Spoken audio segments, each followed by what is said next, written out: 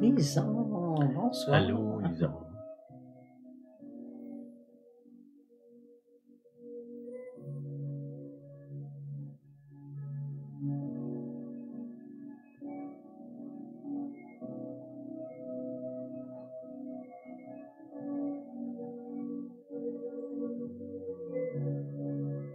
Liliane. Allô, Liliane. Henri-Louis, Liliane, Henri-Louis. bonsoir.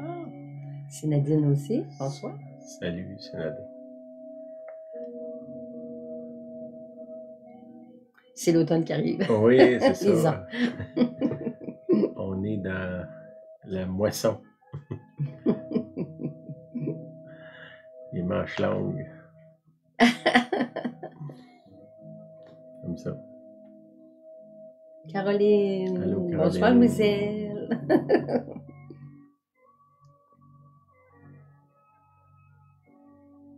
Une autre saison Oui, qui commence. c'est Ouais. ça. Denis, Nathalie. Allô, à vous deux. À vous deux.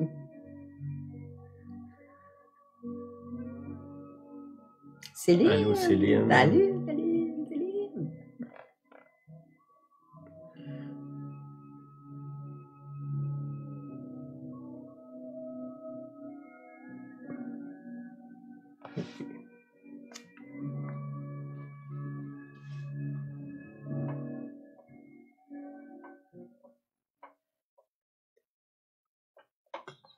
OK.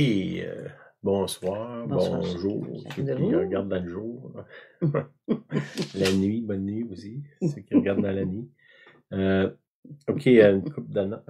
Non. pas pour l'instant, non. Le fin de semaine du 22, c'est ça? 22, vendredi, samedi, dimanche, septembre, on a un invité, Mathieu Lemaire de France, qui va être là. On est au camp de l'Arche. J'ai déjà annoncé avant.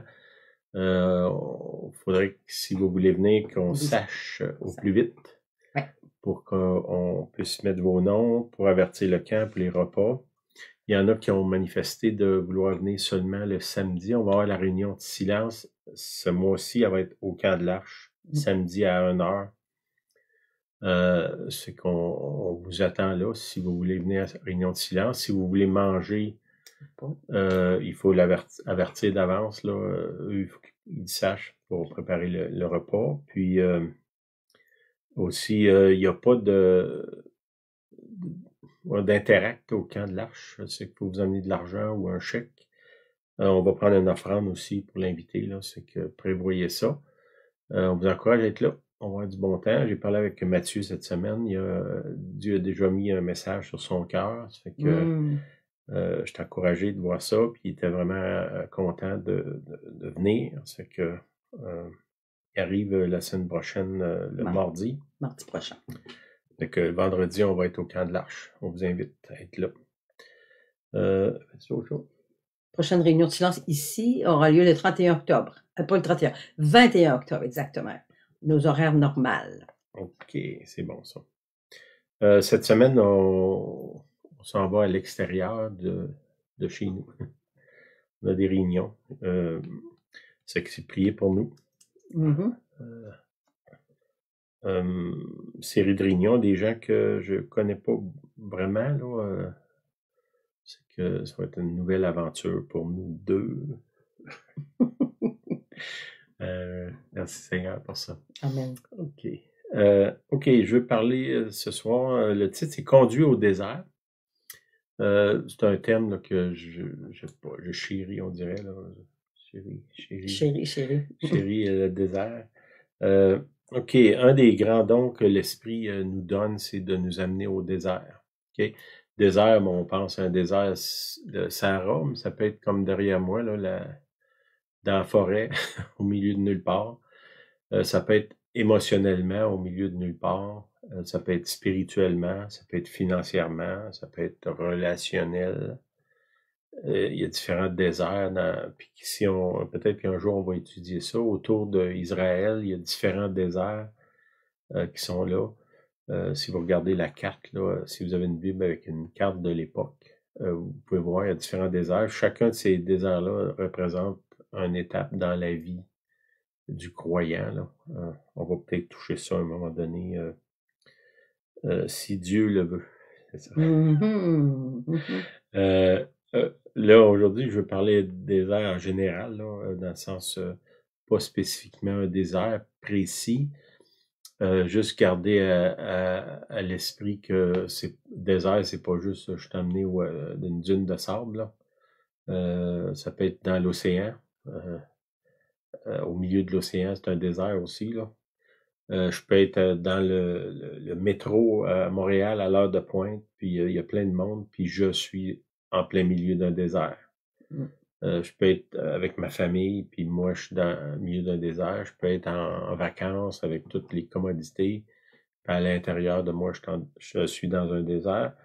Puis je peux être en plein désert, littéralement, puis je suis pas là spirituellement, là. Ça fait que c'est pas juste l'emplacement géographique, là. Je parle de plus de quelque chose qui est à l'intérieur. Quand on est amené au désert, j'ai envie de dire que c'est presque certainement le Seigneur qui nous amène là. Peut-être que nous-mêmes, on peut s'en aller au désert, là, parce qu'on boude dans notre coin, mais aussi peut-être parce que l'ennemi nous amène là, mais je crois que si on est croyant, tu sais, ça dit dans Romains, toute chose concourt au bien de ceux qui aiment Dieu. C'est que si je crois ce qui est écrit, tout ce qui m'arrive va concourir à mon bien, donc jusqu'à un certain point, si ça vient pas de Dieu, Dieu va l'utiliser pour mon bien. Même si mes ennemis décident de me faire du mal, Dieu peut le changer en bien. On voit ça dans l'histoire de Joseph dans l'Ancien Testament, là. OK, juste parce que je sais que beaucoup de monde dans l'Église, là, puis j'en ai parlé depuis déjà quelques fois, là, ils ont l'impression que si ça va mal, il y a quelque chose de travers dans ta vie, là. Non, ça peut être que juste Dieu, il veut m'amener plus loin avec lui. Puis, bon, quand on va au désert, souvent on associe ça va mal. Peut-être que oui, là, mais peut-être que Dieu est en train de faire un travail. Puis si on comprend la mécanique du royaume de Dieu, puis la façon de travailler du Seigneur, si vous n'avez pas écouté la semaine dernière, là, j'ai touché là-dessus beaucoup. La façon dont Dieu travaille, souvent, nous, doctrinalement, on peut embrasser, bon, certains appellent ça l'évangile de la prospérité, là. Ça a peut-être d'autres noms, puis ça a peut-être d'autres façons de s'exprimer, mais on va utiliser ce mot-là. Définitivement, Dieu veut que je prospère. Bon, moi, souvent dans le monde, surtout en Occident, la prospérité, ça veut dire t'es riche ou t'es pas riche, là, riche en argent, je parle. T'as plein de biens matériels, ça c'est la prospérité. La prospérité, c'est beaucoup plus que ça. Puis c'est souvent pas vraiment ça. Ça veut dire que je peux être très riche financièrement, puis ma vie émotionnelle, spirituelle, familiale, c'est un chaos. Ça fait que ça veut rien dire l'argent, là, dans le sens. C'est pas une grande donnée dans le bonheur. Puis ça, ben, quand on parle de prospérer, oui, il y a l'argent dans ça, là, mais c'est pas quelque chose de grand, en tout cas aux yeux de Dieu. Puis si on a de l'expérience, puis on a regardé autour de nous, il y a beaucoup de gens qui ont beaucoup d'argent, qui sont loin de prospérer là, dans les autres domaines de leur vie. OK. Quand je suis amené au désert, je perds mes repères puis mes préjugés. OK? Tu sais, les gens qui sont faciles à affirmer, ah, ça c'est de Dieu, ça c'est pas de Dieu, Dieu pense pas comme ça, Dieu pense comme ça. Souvent, quand ils sont amenés au désert, ils sont obligés de repenser ou redéfinir ce qu'eux autres croyaient comme des vérités profondes, là. parce que ces repères-là, le Seigneur les enlève, parce que ce que Dieu pense, puis ce que moi je pense, j'ai envie de dire, c'est rarement compatible, là. C'est ce que, quand je pense ce que Dieu pense, c'est souvent pas ça qu'il pense. Hein? C'est clair, ça? Je leur dis, quand je pense ce que Dieu pense, c'est souvent pas ça qu'il pense. C'est souvent pas ça qu'il pense. Ah ouais, ça a-tu de l'allure? Oui, oui. Ben c'est ça. C'est que moi, je mets des pensées dans l'esprit du Seigneur qu'il n'y a pas. Je mets des mots dans sa bouche qu'il n'y a pas. Je mets des actions dans ses mains que lui, il n'est pas comme ça. Puis là, j'affirme ces choses-là. Souvent, pour me libérer de ça, parce que Dieu m'aime, il m'amène au désert pour me rendre compte que ce que j'affirme, ça tient pas la route. Comment je dirais, ça passe pas l'épreuve du feu. Le feu de Dieu, je parle. OK. Je perds mes repères, mes préjugés. Aussi, quand je suis au désert, là, je peux voir clairement, si je suis honnête, où j'en suis réellement spirituellement. Et il y a deux extrêmes là, dans ça. Il y a des gens ils se pensent bien plus spirituels qu'ils sont en réalité. Puis il y en a d'autres qui pensent qu'ils sont bien moins spirituels qu'ils sont en réalité.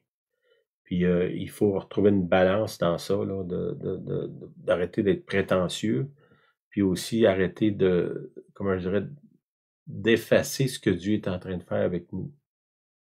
C'est comment je dirais, de diminuer l'action de Dieu dans ma vie. Si Dieu me bénit, puis que, je sais pas, j'ai un don de guérison, ben j'ai pas besoin de me cacher, puis j'ai pas besoin non plus de publier un livre pour montrer aux autres à quel point je suis bon, là.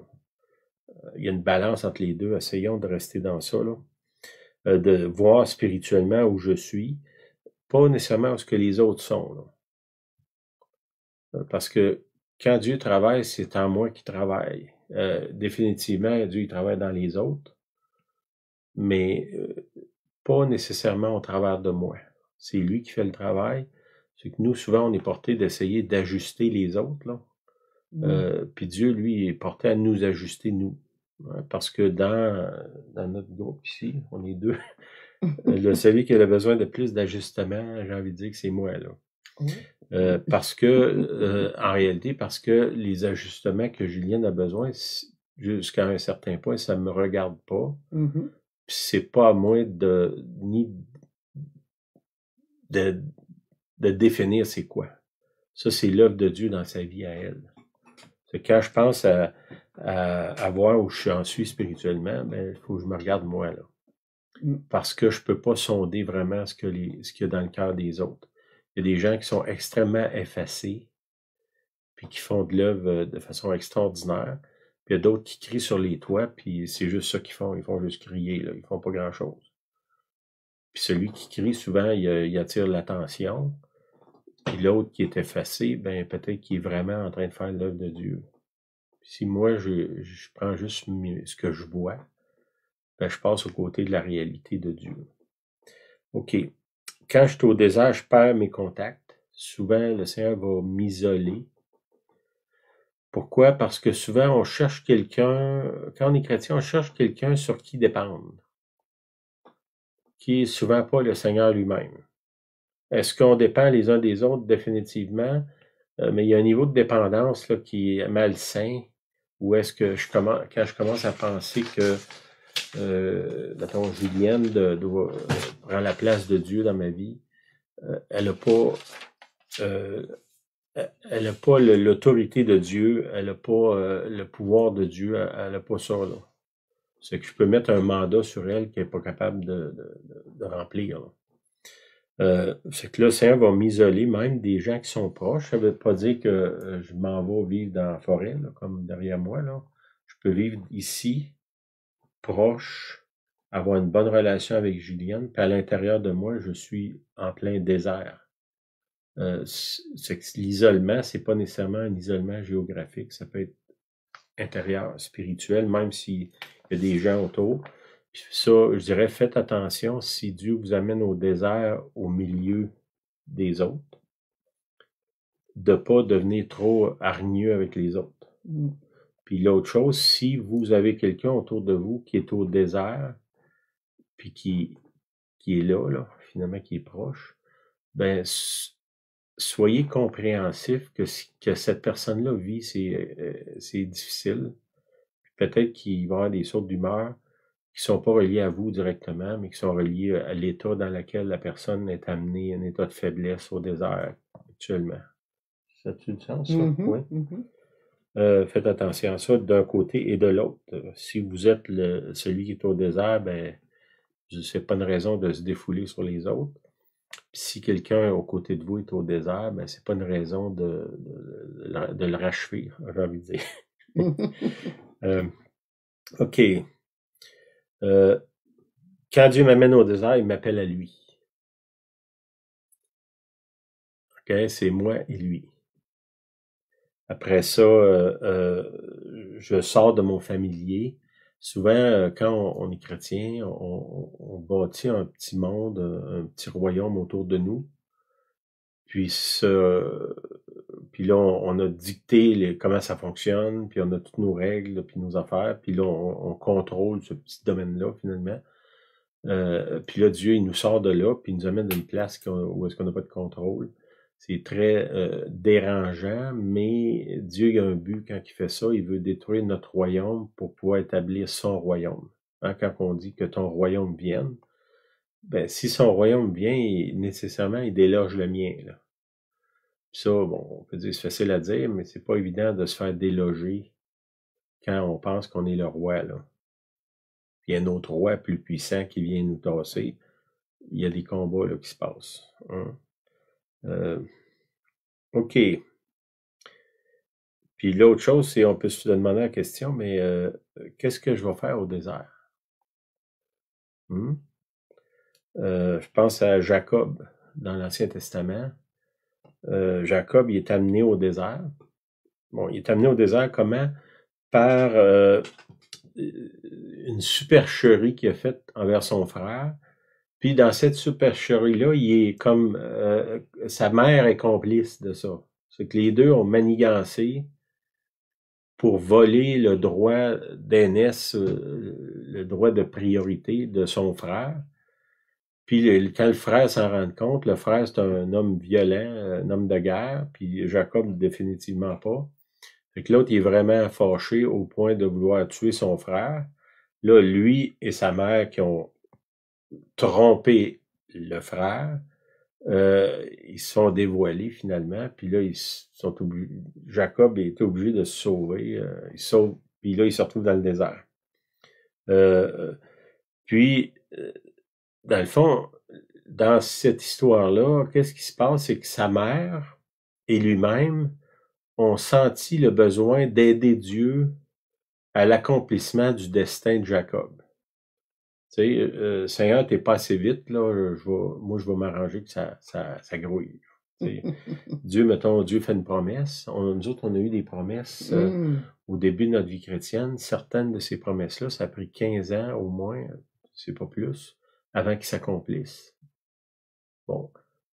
Si j'aurais essayé de mettre en application aux Juliennes ces promesses-là de nos propres forces, ça aurait certainement échoué. Parce que les ressources de Dieu n'étaient pas là, les ressources qui étaient dans 15 ans. Puis là, nous, on était, mettons, au bout d'un an ou deux. Là, on a eu la promesse, Dieu nous l'a promis, il faut que ça arrive, puis il faut faire quelque chose. Puis là, on vient exciter, puis on prend ça en main. On prend ça en main. On prend l'œuvre de Dieu en main. Hein? Vous savez pourquoi ça s'appelle l'œuvre de Dieu? C'est parce que c'est l'œuvre de Dieu. C'est pas notre œuvre, là, c'est son œuvre.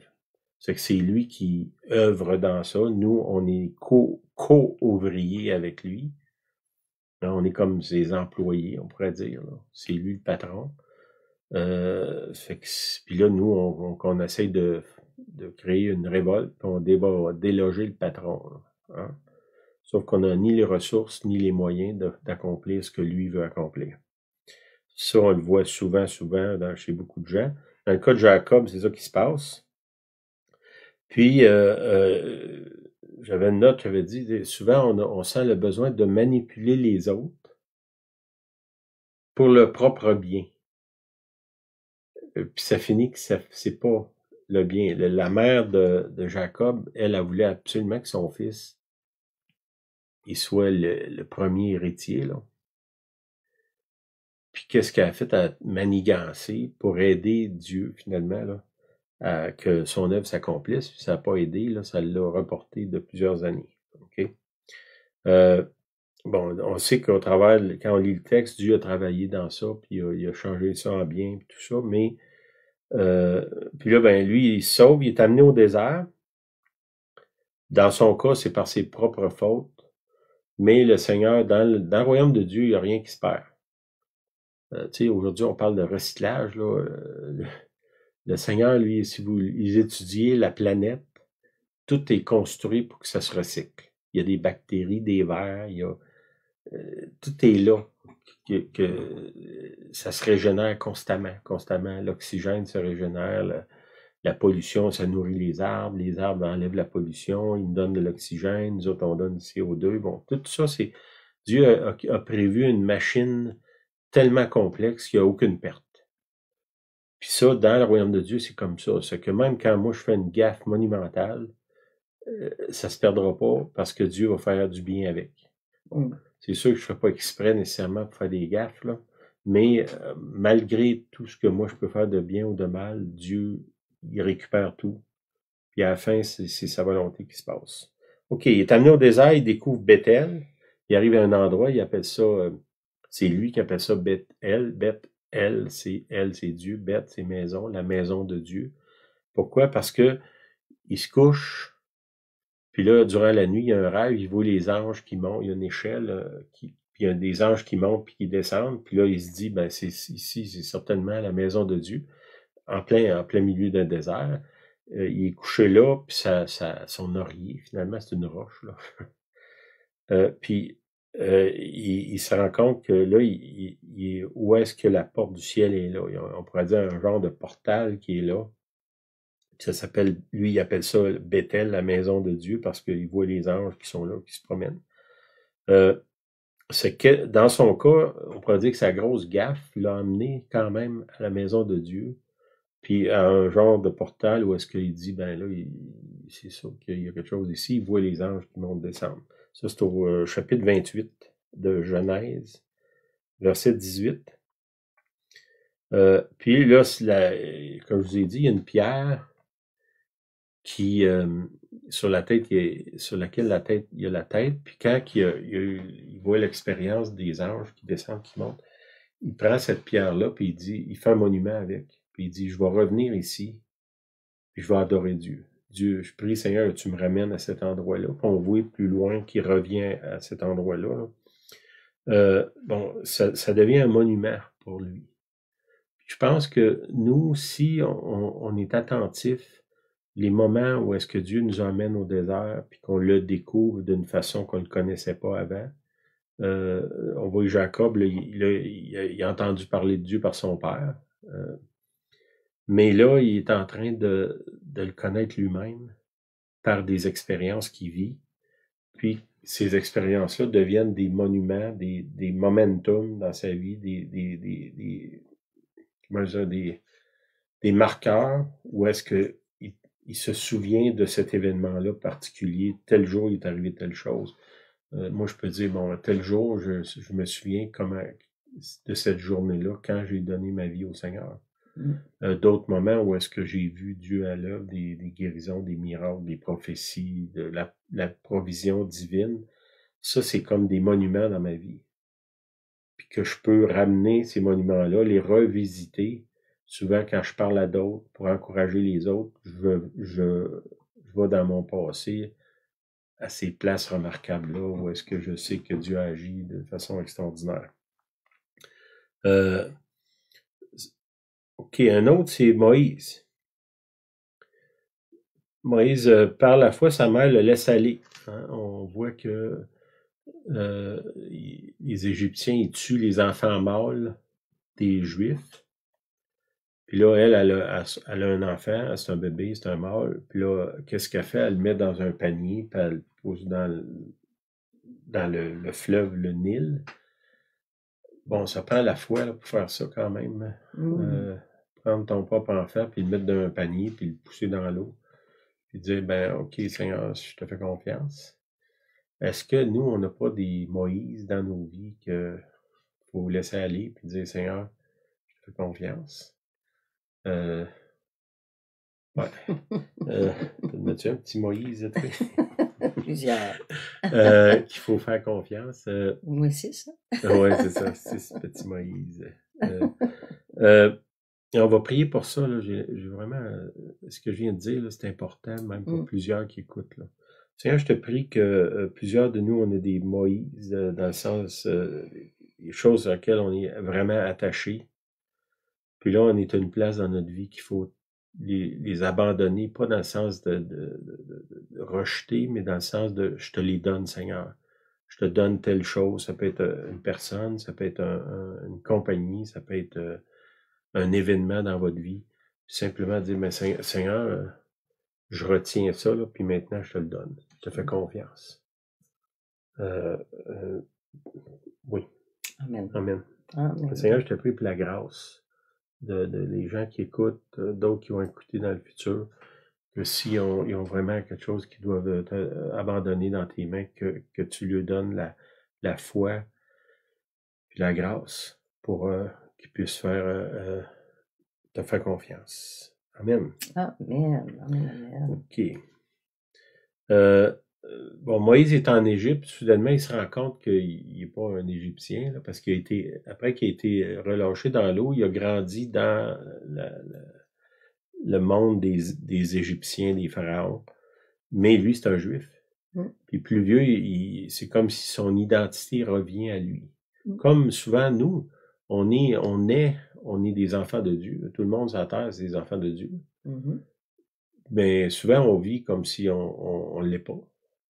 Puis peut-être un certain moment dans notre vie, un moment marquant, un moment clé, un monument même, Dieu se révèle. Puis là, on prend conscience de qui on est des enfants de Dieu. Puis là, normalement, ça change notre vie, ça change la façon de vivre, de penser, d'agir, de tout ça. OK. On voit que il se rend compte de son identité, qui est juif. Puis là, il voit la misère des autres Juifs. Puis là, qu'est-ce qu'il fait? Il essaye de les aider, finalement, avec ses propres forces. Puis, il comprend pas son appel. Puis, ça finit qu'il tue un Égyptien. Puis là, il est obligé de fuir. Okay? Il est forcé de fuir au désert parce qu'il n'a pas compris son appel. Puis, l'idée de, comment je dirais, de vivre ma vie spirituelle, ma vie chrétienne, par mes propres forces, ça doit mourir, ça. Puis une des choses qui se passe quand Moïse est envoyé au désert, c'est sa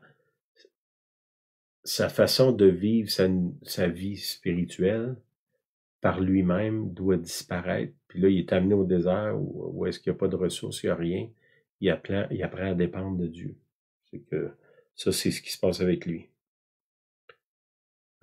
Puis à un point tel qu'à un moment donné, quand Dieu l'appelle pour accomplir son œuvre, qu'est-ce que Moïse répond? Ça, c'est dans Exode 4, verset 1. C'est Moïse répondit, il dit, quand Dieu il dit, va en Égypte, va faire ce que je t'ai demandé de faire. Et là, il dit, voici, ils ne me croiront point, ils ne m'écouteront point, ils n'écouteront point ma voix, mais ils diront, l'Éternel ne t'a pas apparu. On voit là qu'il a comme été tellement délivré de lui-même qu'il reste une coquille vide, là. Puis quand Dieu dit, ben là, t'es prête, maintenant que tu as été vidé de toi-même, on pourrait dire, là, il dit, OK, là, tu vas y aller. Puis là, qu'est-ce que Moïse dit? Non, j'ai rien, j'ai pas de ressources, je suis incapable, ils me croiront pas, ils voudront pas me recevoir. Ben, ça, je dirais, pour moi, cette position-là, quand on parle de servir Dieu, c'est un bon signe quand on est rendu là. Comment je dirais, c'est pas une place confortable, mais c'est un bon signe, là. Moi, je me méfie des gens qui se pensent trop capables, là. Pour moi, c'est pas un bon signe. Les gens qui sont, comment dire, on est des reluctant leaders, des dirigeants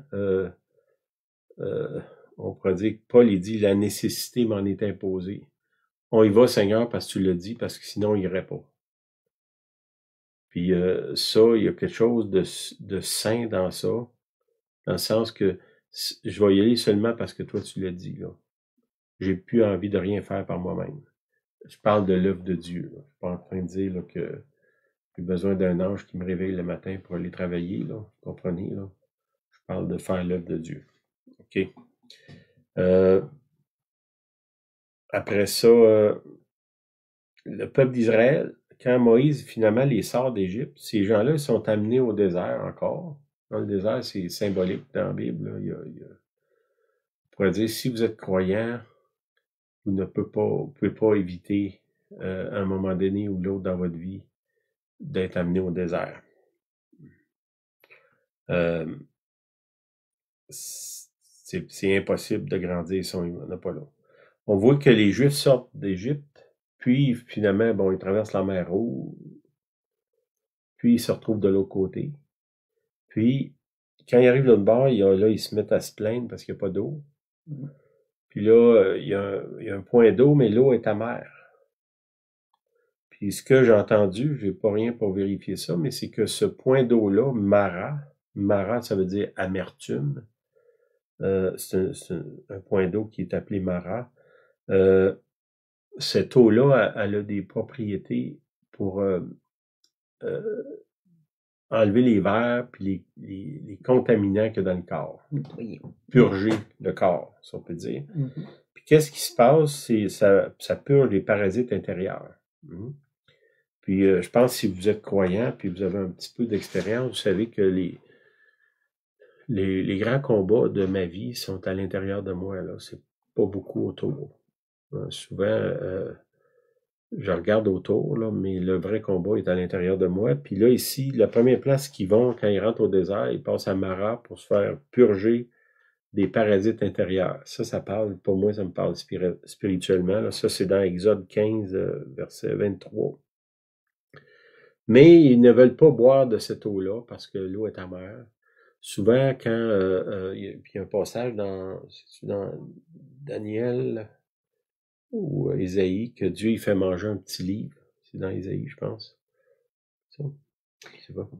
Puis il dit, quand je le mange, c'est doux il est sucré dans ma bouche, mais quand je l'avale, il devient amer. Il est amer. Souvent, la parole de Dieu, quand elle rentre à l'intérieur de moi, est amère, un peu comme l'eau de Mara, parce qu'elle a un travail à faire de purification intérieure. OK, qu'est-ce qu'ils autres font? Ils veulent pas embrasser le processus de transformation. Puis ça, c'est important parce qu'il y a trop de gens qui vont à l'église depuis des années, puis ils sont pas transformés intérieurement. Ils ne veulent pas aller à Mara, ils ne veulent pas aller au désert. Ils veulent simplement, je sais pas quoi, là, la croisière s'amuse. Il y a... Puis ça, ben, on peut pas maturer si on veut pas aller au désert. C'est impossible. Si on prend pas les eaux de Mara, on peut pas être transformé intérieurement. Puis on voit qu'est-ce qui se passe, ces gens-là qui refusent de prendre l'eau de Mara, ils sortent de là, puis ils se plaignent constamment. L'épisode du désert des Juifs, c'est une histoire de gens qui se plaignent presque constamment. Ça me fait penser ça à tout le monde. Le peuple québécois. De moi-même, entre autres. Ils tournent en rond pendant 40 ans à cause de ça. Puis la plupart meurent avant d'arriver à destination. Je sais pas pour vous, là, mais moi, je pense, nous autres, ça fait quoi, 42 ans. 42 ans qu'on est chrétien. J'ai pas envie là, de passer 40 ans de ma vie à tourner en rond. Bon, j'ai envie de penser que peut-être les 12 premières années de ma vie chrétienne, c'est pas mal ça que j'ai fait, là. J'ai tourné en rond. Le Seigneur, à ce moment-là, il m'a emmené au désert. Malgré moi, même si je comprenais rien de ce qui se passait, j'étais découragé. Puis cette expérience-là de désert m'a amené dans le royaume de Dieu, finalement. Dans une époque où j'avais aucune idée c'était quoi, c'était pas enseigné, c'était pas prêché, c'était même mal vu. Si tu étais découragé ou presque dépressif, là, c'est sûrement parce que tu avais un péché caché dans ta vie, là. Ça pouvait pas être Dieu qui t'amenait dans le désert pour te transformer. Malgré tout ces faux concepts qu'il était en moi, là, puis que je ne peux pas pointer les doigts des autres, là, ça c'était en moi. Dieu, dans sa grâce, malgré moi, il m'a emmené là. Puis aujourd'hui, je me dis, ben Seigneur, je te rends tellement merci de m'avoir permis de vivre ça, d'arriver au bout de moi-même, puis finalement te découvrir d'une façon que je t'avais jamais connue. Comme Job, il dit, j'avais entendu parler de toi, mais maintenant mes yeux t'ont vu. Fait que je pense pas que j'ai perdu 40 ans, je pense que j'ai peut-être 10 ans, là, 10, 12 ans. 12 ans. 12 ans, 12 ans. OK, 12 ans, on est d'accord.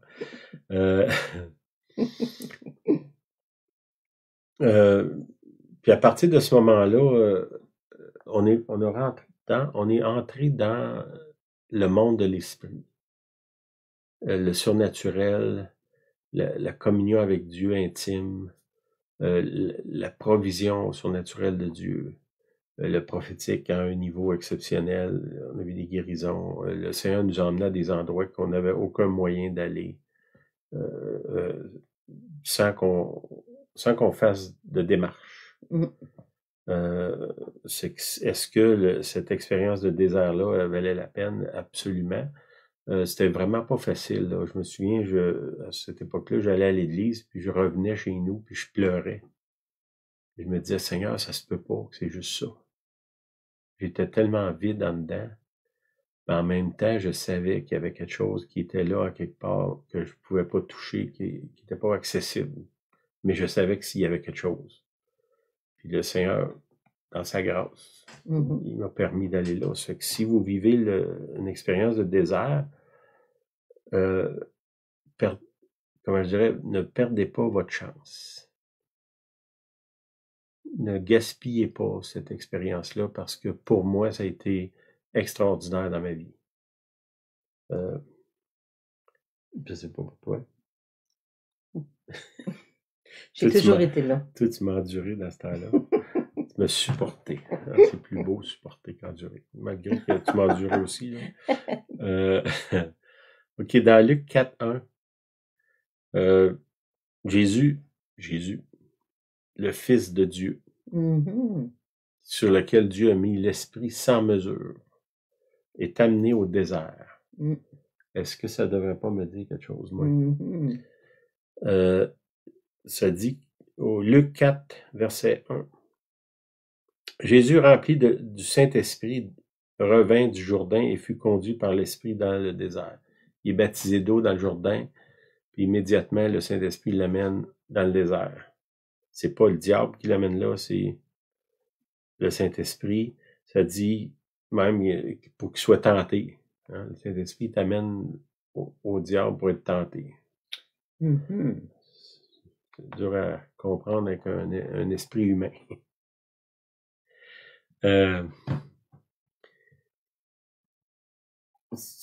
Puis ça, ben, ça parle aussi, même quand tu es rempli du Saint-Esprit, tu peux être quand même amené au désert.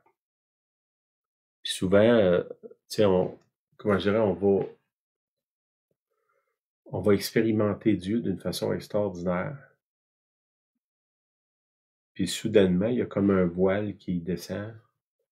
Puis là, on est dans le désert. Non seulement, mais qu'est-ce qui se passe là? Il me semble que j'étais en plein milieu d'un réveil, là. Puis soudainement, oups, désert. Est-ce que un désert, c'est aussi bénissant qu'un réveil? J'ai quasiment envie de dire que ça l'est plus. Si je pense à ma vie, mes expériences de désert, ça a été beaucoup plus fructueux que quand je suis allé dans des réunions de réveil. Bon, je prie pour avoir un réveil, là. Mais peut-être que pour avoir un réveil, il faut qu'on y aille au désert avant, là. Mm.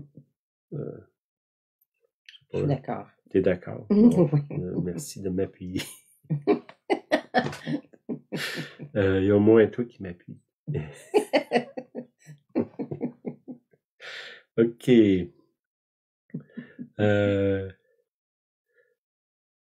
OK, c'est là que Jésus est revêtu de puissance. OK, il est rempli du Saint-Esprit, mais après avoir passé au désert, il est revêtu de puissance. Bon, souvent, on associe revêtu de puissance, je fais des miracles, je fais ci, je fais ça. Oui, peut-être. Mais est-ce que Dieu pourrait juste simplement nous donner la puissance d'être une personne équilibrée? Une personne qu'on a envie d'être autour? Personne qui est pas agressant? Une personne que l'amour de Dieu sort de sa bouche, de son regard, les pores de sa peau? Ça serait puissant, là aussi. Peut-être plus qu'un miracle. De voir Dieu quand je vois quelqu'un, là. De voir l'amour de Dieu dans un regard. Que je puisse voir ça. OK. On va finir un verset dans Cantique des Cantiques, dans 8, verset 59. Ça dit, qui est celle qui monte du désert? Hein? Appuyée sur son bien-aimé. Okay? Puis là, j'ai souligné les deux, là, qui est celle qui monte du désert. Bon, celle ici, ça peut représenter, ici, c'est la Sunamite, l'amoureuse. Mais souvent, c'est représenté par l'épouse de Christ, qui est l'Église. Puis qu'est-ce qui est la caractéristique de celle qui monte ou qui sort du désert? C'est elle est appuyée sur son bien-aimé. Puis si on pourrait dire qu'on peut sortir quelque chose d'une expérience de désert, ce serait de sortir du désert en étant appuyé sur notre bien-aimé. Ce que j'ai appris au désert, c'est de dépendre du Seigneur. Puis c'est drôle, aujourd'hui, j'étais dans mes affaires, puis j'ai relu un rêve que j'ai fait. Dans ce rêve-là, je suis à Rome. Puis je suis dans un genre d'université des intellectuels, là. Puis je suis comme interviewé pour avoir un travail. Puis ce qui m'est demandé, c'est faut que tu fasses un discours sur l'histoire de Rome. Puis là, dans mon rêve, il est 8 heures le soir. Puis là, quand la personne qui est en charge me demande ça, il me dit, faut que tu fasses un discours sur 4 étapes de l'histoire de Rome. Puis là, il y a d'autres mondes autour qui me regardent en riant, en voulant dire bonne chance, c'est sûr que tu n'arriveras pas à ça, là.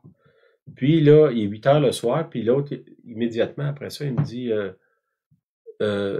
tu vas faire ton discours à 11 heures. Fait que j'ai de 8 à 11 pour me préparer pour faire un discours sur 4 étapes de l'histoire de Rome. Dans le fond, ce qu'il me demande à livrer, c'est déjà que moi, je n'ai pas étudié Rome, là, je sais pas, je connais un peu peut-être, là, mais pas grand-chose. Donc, dans ça, il y a des gens qui s'attendent que je vais faillir. Puis ils ont l'air d'être heureux de ma faillite éventuelle. Puis l'autre qui me demande de faire le discours, dans le fond, il me donne un délai qui n'a aucun sens, là. Puis quand je me réveille de ce rêve-là, ce qui est sorti pour moi là, de l'interprétation, c'est que le Seigneur, il me dit, je veux que tu apprennes à dépendre de moi encore plus. Puis depuis ce rêve-là, quand même quelques années, puis je peux vous dire, à maintes reprises, je suis arrivé dans des places où est-ce que j'arrive là, puis genre quelques minutes après, les gens me disent bon, c'est toi qui parles là, c'est toi qui prêches à soir là, dans quelques minutes. À maintes reprises, c'est arrivé. Puis effectivement, c'est une chose que j'ai appris, c'est de dépendre de Dieu là, de plus en plus. C'est que, est-ce que le désert produit ça dans ma vie? Oui. La conscience à quel point je suis vide, puis ça me décourage pas, là. Quand t'es vide, tu peux être rempli. Quand t'es plein, tu peux pas être rempli. Quand t'es vide, le Saint-Esprit a de l'espace. C'est pas une place confortable d'être à cette place-là où dans le fond, tu es conscient que tu as les mains vides, mais il faut quand même que tu livres quelque chose. Mais l'expérience me démontre que quand je suis dans cet état-là, c'est là que Dieu a la plus grande facilité à agir au travers de moi. Fait que une des choses qui, pour moi, est sortie du désert, c'est ça, c'est d'être appuyé sur mon bien-aimé. Comme la Sunamite dans le Cantique des Cantiques 8, chapitre 8, verset 59. Ça, c'est le bien-aimé qui dit « Je t'ai réveillé sous le pommier. Là, ta mère t'a enfanté. C'est là qu'elle t'a enfanté, qu'elle t'a donné le jour. » Puis le but du désert, c'est toujours la même chose, c'est qu'on s'appuie de plus en plus sur le Seigneur. Et on voit ça dans la progression de la vie des apôtres, dans la progression de la vie de Jésus, dans la progression de la plupart des personnages de l'Ancien Testament. Souvent, ils commencent, sont remplis d'eux-mêmes, puis ils finissent en disant, ben toi, tu le sais, Seigneur, moi, je sais rien. Fait que ça, souvent, c'est le désert qui crée ça dans nous. Cette place de Paul, il dit, Dieu, il dit à Paul, c'est quand tu es faible que je suis fort. Hein? Quand toi, tu es faible, ma force, elle s'accomplit dans toi. C'est que le désert, d'une certaine façon, c'est de nous amener à cette place-là. Peu de gens ont envie d'être là, mais je vois pas d'autre chemin que le Seigneur a tracé pour nous, les croyants. Là. C'est l'œuvre de Dieu. Je vais vous envoyer un aide. Il va vous rendre capable. À Dieu, aux hommes, c'est impossible, mais à Dieu, tout est possible. Bon, toutes ces paroles-là, que ça nous amène à quoi? À dépendre de Dieu. Comme je vous dis, c'est pas dépendre de Dieu, c'est pas une excuse pour pas prendre mes responsabilités. Là. Je veux que ça soit clair, là, de dire, si Julien me dit, tu ferais-tu la vaisselle ce soir? Ben là, je dis, non, le Seigneur me l'a pas montré. T'sais. Non, t'as pas besoin que Dieu te le montre, là. Tu peux la faire quand même. Comprenez, là, dépendre de Dieu, c'est pas que je deviens un robot ou un ordinateur qui marche juste quand on le commande. Là. Il y a une fusion, on devient un avec lui. Puis finalement, je me souviens des conversations que j'avais avec Tom McDonald puis d'autres hommes de Dieu que j'ai rencontrés. À un moment donné, on dirait qu'ils sont plus capables de faire la différence si c'est Dieu qui parle au travers d'eux ou c'est eux qui parlent. Un peu comme un vieux couple, là. Un commence une phrase, puis l'autre finit la phrase. Pourquoi ils sont fusionnés ensemble? Pas de façon négative, mais, tu sais, puis Jésus, c'est la prière de Jésus, il dit qu'il soit un comme moi et le Père, on est un. Si je deviens un avec lui, je prends sa nature, finalement. Puis là, je deviens, jusqu'à un certain point, une représentation de Dieu sur la terre.